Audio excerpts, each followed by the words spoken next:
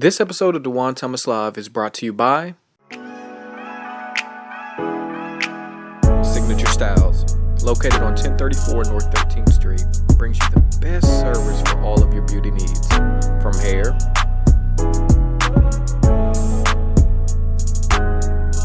to nails and to makeup. Walk-ins are welcome, but appointments are recommended. So make sure you call in at 270-575-4581 to book your appointment now. Hey everybody, it's Dujuan Thomas here, and I want to welcome you back to episode 4 of Dujuan Thomas Live, the live show that's pre-recorded.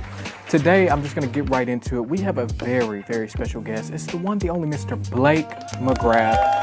He is the renowned dancer, choreographer, singer from out in LA. And it's an amazing story. He talked about his time with Britney Spears, his time in film and television, and just all the amazing stuff he's done out there and his journey, discovering who he was, loving who he was, and, his relationship with Christ. And also, it's a funny story. I met him. It was back in 2018. I was out in LA with Stevie Mackey, and we went to his recording studio where he was recording his Intervention album, the song that I love the most from his album, which is Let You Love Me. And oh my gosh, it was just amazing. And that was my first time ever in a recording session like that. So it was just amazing. But I don't want to hold you up. Usually with these celebrity interviews, I don't, want to get into a monologue because y'all came to watch them. Y'all didn't come to watch me. So let's get right into it with Blake McGrath. Well, I want to thank Blake McGrath for coming on to the show. It's such an honor to have you on here. So I want to thank you for coming on. For sure. So my first thing, now before we get into your music and into your dance, I did a little research on you and I found out that you played in television back in the 90s. You played on the Margaret Sanger Story back in the 90s, as well as a Goosebumps TV show. Now, How did you get into those roles? Like, what's the story behind that? So my mom had me pretty much full-time in acting and dance. And by the time I was like 12, it was just getting to be a lot on both sides. So my acting coach and my agency was like, listen, you're getting requested, you're booking, we need you available, for more auditions, we need you available for private calls. And then my dance teacher was like the, craziest dance teacher in all of North America. So I was training like 30 hours a week by the time I was 10 or by like 12 with her. My days would basically consist of going to the studio probably 3 or 4 days a week and then acting. When I could, my mom would take me downtown for auditions. So like Goosebumps, I was actually against Hayden Christensen for that episode. Oh, wow. And then Margaret Sanger Story. I was playing like, the little boy in a lot of these films that were being produced in Canada. But my heart was more in dance. When my mom asked me, she was like, you have to make a choice. You have to either follow dancing or acting. And I was young, and I just remember saying like, it was like a no-brainer. Like acting was cool and everything, but I don't know, dancing did something to my soul. And that was going to lead me into my question of like where the transition from acting to dance came from. So your heart was set on dancing from the beginning then. Yeah. It was my happy place to be in the studio and to be moving that way.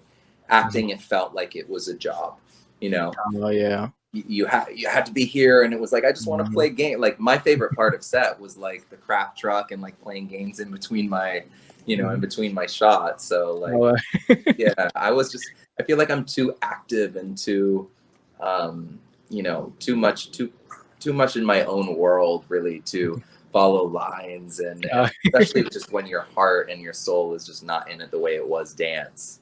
Yeah, definitely. And that's the one thing I always tell people, especially in my career, I would rather, do what I love rather than making money for somebody else. I just want to follow that passion and follow your heart on things. So That's amazing. Yeah. So you got your big break really on, So You Think You Can Dance back in 2005. Now, what was it like performing for that show and like what got you into that? So funny, before it was actually even a show, I had some producers reach out to me saying there was going to be this new big dance show that they were going to start in America, and they would love me to, come in and kind of show them what I do. So I came in and privately auditioned for them, and then the producers, I guess, watched this talent and kind of took it to the network, and then they built the show kind of around that, from like original auditions that you didn't even see on the TV show. And then it was just, first season, which is crazy. So there was so much stuff that had to be worked out and changed. But I mean, you know, obviously it was the biggest launching pad for any dancer, especially me being as young as I was really just starting. I mean, I had been on the road with Britney for about 2 years before that. Mm-hmm. And that was obviously amazing, but nothing like that exposure to, you know, be in 15 million people's homes All right. dancing for them, which is crazy. So it opened up being able to tour my own brand at a very young age, make 10 times the money that I would dancing behind Britney, because, you know, now people are paying for me as opposed to, you know, her Yeah, really. So it, you know, it opened up a lot of doors, a lot of opportunities, and really helped to be able to make a good career out of it. de- definitely. And speaking on Britney Spears now, what was that experience like, and how did you ever get booked for that? Like, that's amazing. So I got booked basically. You know, it was a long process. I would say over the course of 6 years, because my mentor, one of my dearest friends, is named Brian Friedman, and he's been choreographing for Britney for the longest. And I was the biggest fan of him when I saw him dance Britney's "Slave for You" at the MTV VMAs with the snake and the whole Mm-hmm. production. Yeah. And I was like, "Who is that? I want to dance exactly like him. I want to do that with my life." Make a long story short, I got booked for one of my first jobs ever in Canada for Mhm. Aaron Carter's tour, Nick Carter's brother. Remember, he used to Oh, be a really okay. big pop star. And Yeah, I yeah, was really yeah. young. I was only like 16 or 17, but Brian came out to choreograph that. Mhm. So that was our initial meeting. And then a lot of we had similarities when it came to dancing. I was very technical. I could turn a lot. I was a jazz kid, but I also had some funk, which reminded Brian, I think, of himself. So he kind of Mhm. took me under his wing, and I started assisting him once I moved to LA a couple years later. And then I just really started to grow from assisting him over the course of 2 years. And then came Britney auditions, where he had actually done the song before the tour was booked, Me Against the Music, in class, where Mhm. he showed her a video of me dancing in a small group, and she was like, "I want him for tour." So I didn't even need to Wow. audition. Wow, that's amazing. So that really goes to show like networking is seriously important Yeah. in I many of mean, the yeah, industries. networking and just timing, you know, I strongly believe that, like, your door, my door, this person's door is truly meant for them. You know, it's like we Wow. all have our own path. It's just, do you stay on the golden path, or do you continue to make choices where you're just not aligning yourself for your own path? And do you think like your faith has played a major part in your success over time? Um, it depends on, you know, what you believe to be success, because I feel like my faith has kept me winning in here and here. Mhm. What society would say, you know, me winning was, for example, I was given my own MTV show when I was 22, called Dance Life, and the MTV executives wanted me to be the rebel and be a bad boy, and of course, naturally, I have a part of that to me. Yeah. But that's not who I am deep down, and they wanted to nurture that bad boy and really show him to the public, Mhm. and I could have ran with that, and it could have eaten me up inside, and I could have been super famous and had 10 seasons and been like the dancer, and, you know, where all these other reality stars. But who would I have, you know, who would I have become? I don't know. I mean, I could have killed myself by now on Right. drugs and alcohol and really buying into that fame. So to answer your question, I think, yes, faith has played a huge part in me sitting on this chair talking to you, knowing I'm happier than I've ever been in my life. Definitely. So yeah.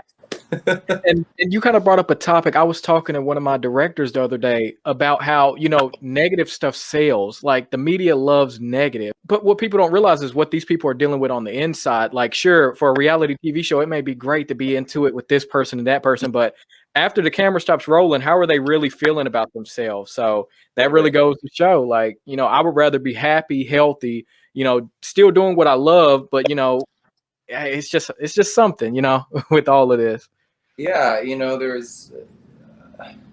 it's tricky. You have to be able to stay true, really, to who you are, and surround yourself by people that have been in the industry, but has also not allowed it to change their heart and take them away from vulnerability and truth and humility. It's like, as soon as you start buying into people putting you on a pedestal, you're done, because we're not meant to be on a pedestal. We're all the exact same. You, me, the bum on the street right here in Santa Monica on the corner with no house and no shoes.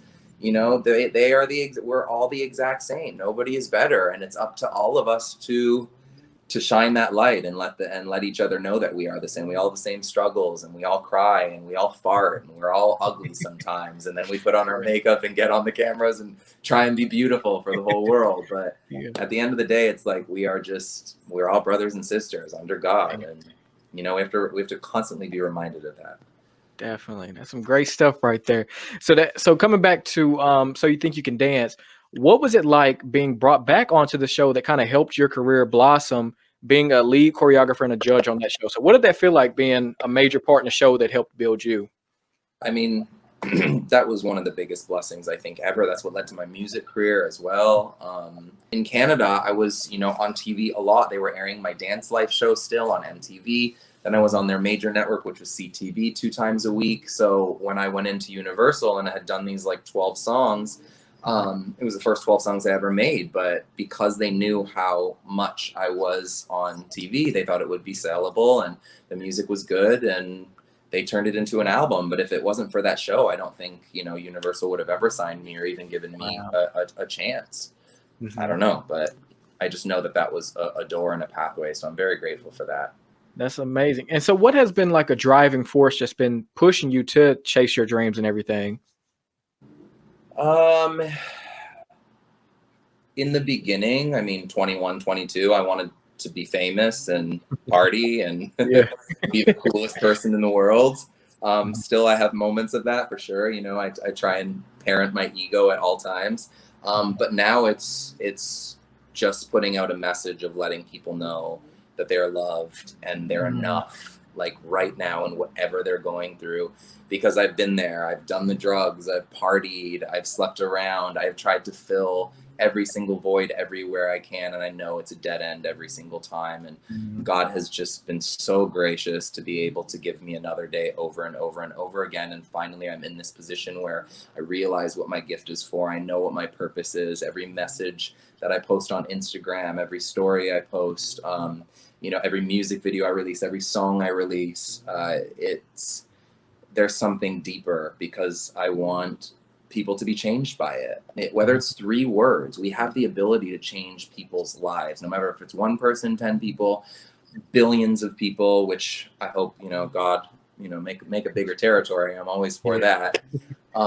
But you know, I know what my purpose is and I know what my gift is now. So that's what keeps me going every single day. How can I change people's lives? How can I make them feel fulfilled? How can I make them feel like they're enough?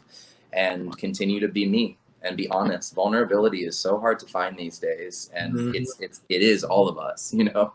Yeah, That's who we are. So man, and that's just some major inspiration there. Because even in my life, you know, I aspire, and ever since I was young, I'm like, oh, I want to be famous. I want to do all these things. And then I started growing in my faith. And, you know, like you said, kind of out of your mouth comes life and death. And I love speaking life into people. That's why, you know, I started this show. I wanted to give locals a spotlight while also bringing on some celebrity guests to, you know, bring people to see their stuff. And it's a beautiful thing to be able to help others and like see the joy it brings them. Because I ran for mayor here in my city as well, and like one of my biggest things was being a voice for the people that were unheard. Like there's people in our city that have been ignored, and I'm like, no, I'm gonna stand up and be a voice for them. And I have people that message me still daily talking about, you inspired me to speak up and be a leader in the community. And it's a beautiful thing, and all honor goes to God with that too for giving me a mind to do it. But you're speaking some facts there, because it is a beautiful thing to use your platform to help others. that's what it's all about, man. Yes, sir. And so what inspired you to get into dance and music? Like what inspired you to do all that? I was doing it before I can even remember. My mom, I would say around the age of 5, my mom said that I would watch my sister's recital tapes and like mimic all the moves and do them like perfectly. So she was like, I guess we should take him into like a dance class. And then I took a dance class, and she said that my teacher told her when I got out after my first class, don't ever let him stop dancing, because he will be a huge star one day. Wow. And that, I guess that, you know, that's Here we are. Dance thing. Yeah. So, and what is dance to you? Is it kind of like a therapeutic thing, or like, what is dance to you? Honestly, it's like everything under God. It's like God, and then it's like dance.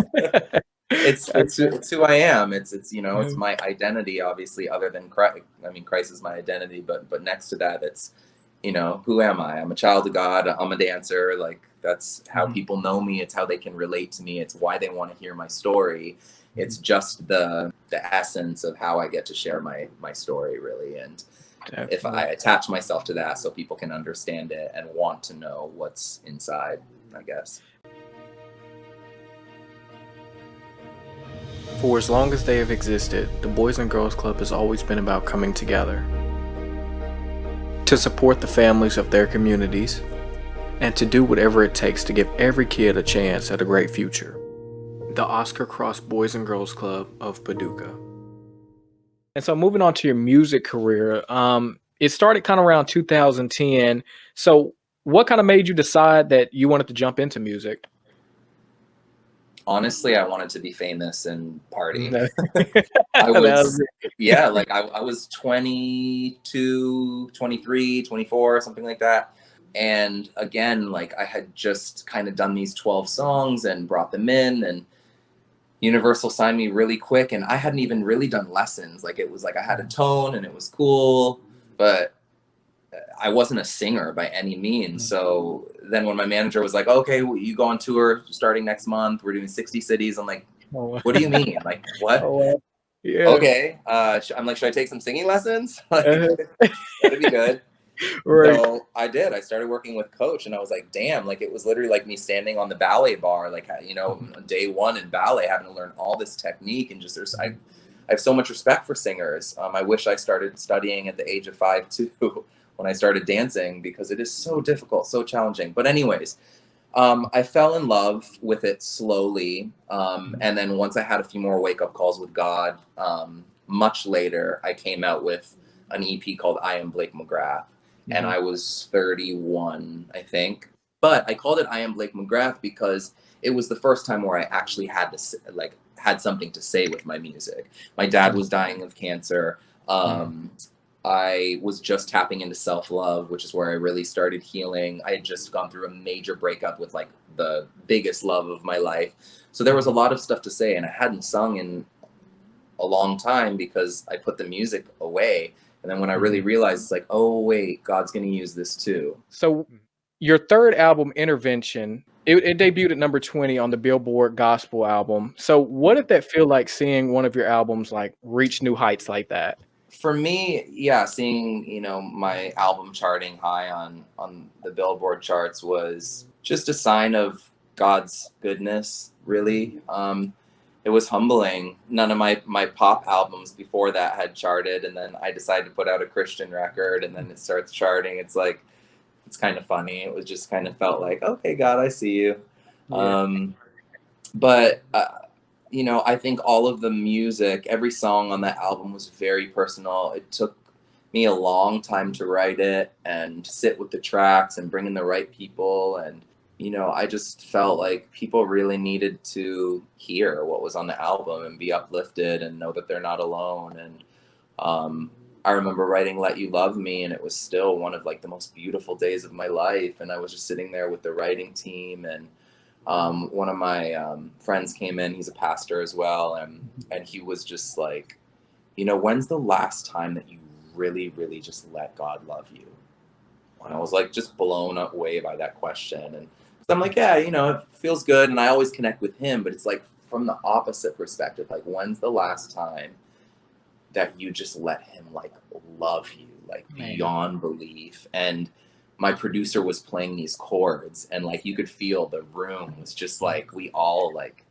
And you know what? That's what? And that's the song when I was with Stevie at your studio. That's the song y'all were performing or recording. Let you love me. Oh yeah. And I loved it. Yes, you were doing the background vocals. And I'm telling you, because that was my first time ever in a professional studio recording, and it was amazing. I love your setup. And I was listening to it, and I'm sitting back like, oh my gosh, like this is beautiful. Like it's amazing. And I love that song. I've been listening to it all day, prepping for the interview and everything. Like Let You Love Me it's touching. It honestly is a touching song. And it's amazing that that's kind of what you were talking about. So that it's just amazing. Thank you. Yeah, I'd like to say that one's pretty anointed. Yeah. And so speaking of Stevie Mackey, now you've worked with him in the past, haven't you? Doing vocal lessons. Yes, I've been But working with Stevie for like probably 3 years now. mhm. And so how important do you feel it is for a musical artist to do vocal lessons? It depends on the artist, but I mean, I would say, be good at your gift no matter what. And Right. Stevie's the top when it Yeah. comes to vocal training. So it's funny, like, I'll work with Stevie for 1 hour and where he'll get my voice vocally. Like, I'll watch playback and be like, who is singing right now? And Mhm. he's like, it's you. That is you. That's your voice. Own it. I'm like, I do. But when I'm Uh, singing in the shower, doing my own videos, I don't sound like that, Stevie. right. So I need you all the time. Right. But He is amazing. it's just he's so amazing. His ear and his knowledge and his craft and how he knows how to just tweak and press these little buttons to allow the voice to open up and do what it's supposed to. He's brilliant. And so like Stevie Mackey is kind of like the genius of the musical lessons world. So who do you think is like the teacher or the genius of the dance world? Would that be you or who do you think it is? I would say me, and my Yeah. mentor would be a little bit upset. Right. um, and it wouldn't be the truth. My mentor really is the king, and I love him, and I pay him all the respect in the world because without him, I would not be doing Mhm, anything remotely close to what I'm doing now. And that's mhm. definitely Brian Friedman. Brian Freeman. Okay. And so I've seen that you have done like Zoom lessons and things like that. So you Mhm. kind of go into that field of teaching as well though, right? Oh, I love teaching more than anything. Like I Mhm, work on a dance convention called 24/7 Dance mhm, Convention, and it takes us out to different cities all over North mhm, America. We have 25 cities throughout the year, which with mhm, COVID, it's been a little tricky being able to do all of them. A lot of them have been pushed back, but to be able to go and connect with the kids, most of them are like age 8 to about 18, and really get to stand on stage and inspire them and let them know that we're the same and they can fight, and they can work hard, and they can be in my position one day. I mean, that's what it's all about. definitely. It's so awesome. That's literally my happy place. Definitely. And coming into my last couple questions, we're in the current world right now, COVID has been ravaging. It's still here, it's a little less of it's a little less than what it was, but how has that affected the dance and music industry or your industry in general? Huge. Everything has slowed down completely, but it's allowed people to get creative and Mhm. to find things that they didn't know that they loved, and open up just a different space and different outlets and ways to connect with their fans or their students, whatever it may be. We've all had to also really find the silver lining. I think we were Mhm. going so fast, with Yeah. everything, where God was just like, listen, y'all need to slow down.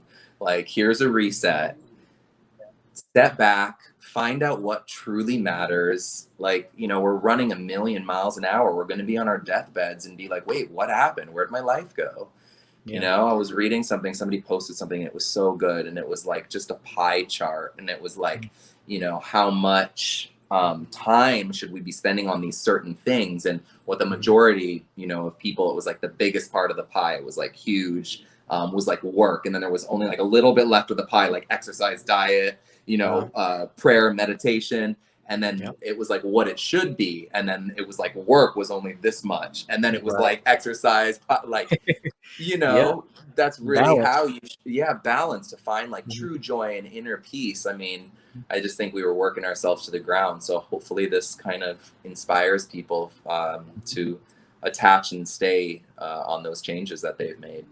Definitely. And I could say that COVID, it was a horrendous thing, for a lot of people. A lot of people lost loved ones, jobs, and all this and that. But for me personally, it was kind of a blessing in disguise. Like without it, I wouldn't have been able to sit back and really plan out my career and what I want. Like even with this studio that I had built, like this wouldn't have been here unless COVID happened. So kind of, I'm blessed for it. I thank God for it. But always acknowledge the people that have lost. But Of course, sympathy and showing compassion and kindness always, but we don't need to be afraid or feel fearful or live in misery. Mhm. We have to continue to do what we do and stay strong for the people that are still out there surviving, and we got to encourage them and do the best we can. So hopefully they can feel the need to do better as well. Definitely. And my last two questions for you are these. So, what advice can you give to aspiring dancers or singers in the industry? Well, it works if you work it. Nothing comes easy. You have to. My dad always said it best. No pain, no gain. And if you really want to see the work, or if you really want to see, your goals coming true, then it takes. If this is how hard, you push yourself to where it feels like you can't do no more, you have to go here. Mm. And then go and lay down on your bed and be a sweaty mess and feel like you're going to throw up. But it literally takes that much, because there are so many dancers out there that are training to that point, that want it so bad. So, that's it. I would say you really, really have to put in that work. Right. Work while your competition is sleeping, right? That's it. And so my last question for you is this. What is next for Blake McGrath? Do you have anything coming out? Any projects? Any new shows? What's next for you? I do, actually. I have two shows in the works, so I can't really talk about either of them. But I'm working on two other projects right now that are just building, all in pre-production. So really excited for those two. With COVID, things are a little bit slower. But yeah, I'm excited for those. I just released my album, Wild Love. So my brand new album just came out, and we're about to release the first big dance music video from that probably within the next month. So yeah, other than that, I'm already writing my follow-up, which I just don't stop writing. I still have a lot more to say, and when it hits you, you just got to get that pen to the paper. Definitely. Well, I appreciate you coming on to the show. You've had, some great answers to my questions, and it was truly an honor to be able to sit and talk with you. Thank you. The honor was mine. And that was an amazing interview. Blake is such an amazing person. I'm so grateful for him coming on to the show. We had a great conversation. I hope y'all enjoyed. Comment below your favorite part about the whole interview, and make sure you like and share with your friends. But before you go, we have a very special performance by the Bloom Initiative. They are a dance group, and they sing as well here in Paducah. And they're just amazing. So make sure you go follow them. Their links are down in the description below, and go watch their stuff and go check them out, because they're amazing. And we did a whole 15-minute performance, but of course I couldn't add the whole thing. So we just get a snippet of it. But make sure you click that link when it'll be out soon, because it's going to come out afterwards. But click that link and you can go watch that full 15-minute performance, or just come back whenever it's out. But without further ado, let's jump into it.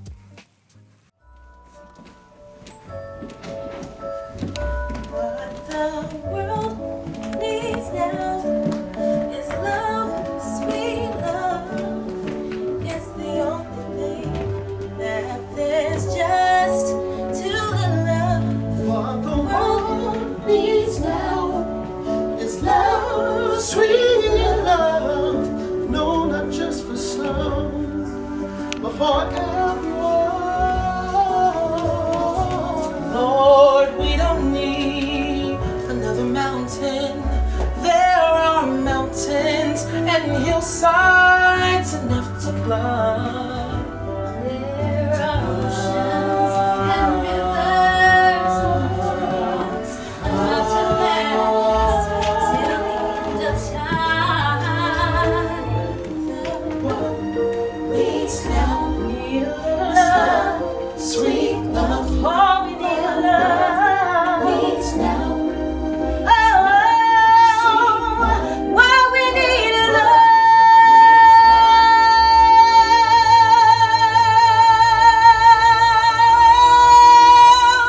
What the world needs now is love, sweet love.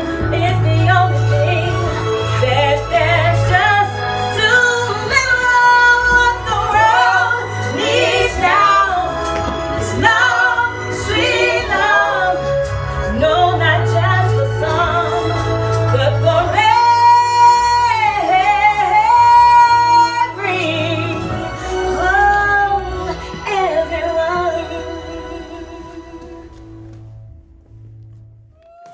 An amazing performance by the Bloom Initiative, man. They blew me away, and they had me working out. Like, I was getting that camera work going, and It was amazing. They were great, and they were so excited to be a part of Blake McGrath's episode. So I'm grateful for, being able to award them that opportunity to perform alongside Blake McGrath, one of the greatest dancers ever. So I want to thank y'all for watching Dujuan Thomas Live. Make sure you like, comment, share, and I'll see y'all in the next episode. We want to thank Signature Styles, the Oscar Cross Boys and Girls Club, Tevin Meredith of Remax Realty Group, DJ Karuk, House of Hope Ministries, Big Mike's Barbershop at Makia's Place, Authentic Black Widow Jewelry, the Dariette Plus, Rosia's Event Planning, And last but not least, Red's Donuts, the best donuts in town.